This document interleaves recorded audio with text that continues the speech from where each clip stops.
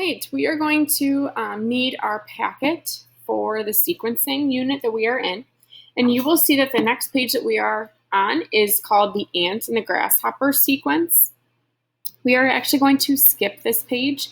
I decided we're not going to do this activity anymore. So you can actually rip this off and toss it away. And the next page that you see is it's called How Crayons Are Made.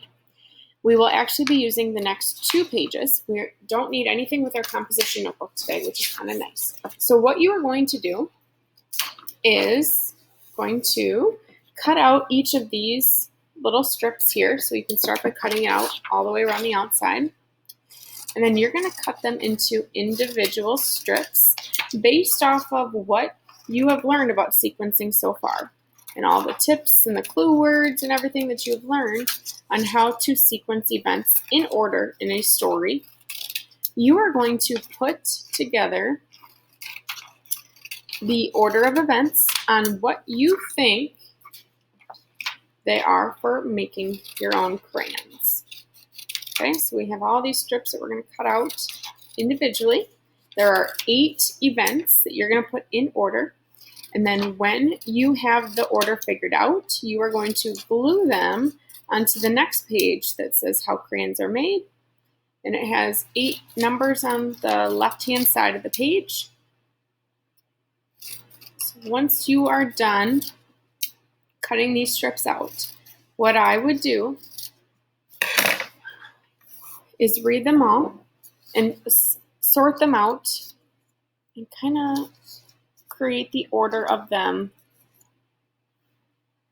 I'm going to start some up here just so you can see them all. Find the order in which they happen in the process of making crayons on a table or something first before you glue them in.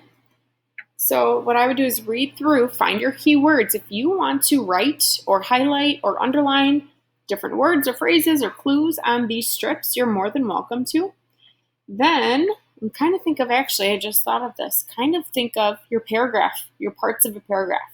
Find one that may be a good topic sentence, find one that may be a good conclusion sentence, and then all of the things in between, like your clue words. I see one that says next, I see one that says finally. Those are going to be your supporting details in the middle, which is kind of cool. And this is going to be an 8-sentence paragraph. So once you have them in the order that you wish or that you think that they go in, you're going to then put them onto this sheet here and glue them on in the order that they occur. So you would glue them on. If this was the first one, this was the second one, you'd glue them in like this. And then once you are done with this, you're going to put your name up at the top, and you're going to take a picture of this if you are virtual today. If you are in class, I will have you turn this in.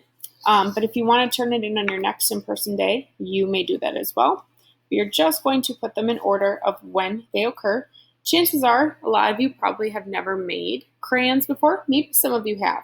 But what's kind of nice is through this, you're able to kind of figure out, okay, which 2 steps kind of go one after the other. Or what do I know about crayons that when you're making them, you have to do something before you do something else. Okay? So if you want to mark up the little sentences, like I said, if you want to underline the transition words you see or the clue words you see, maybe that would be a good tip for you.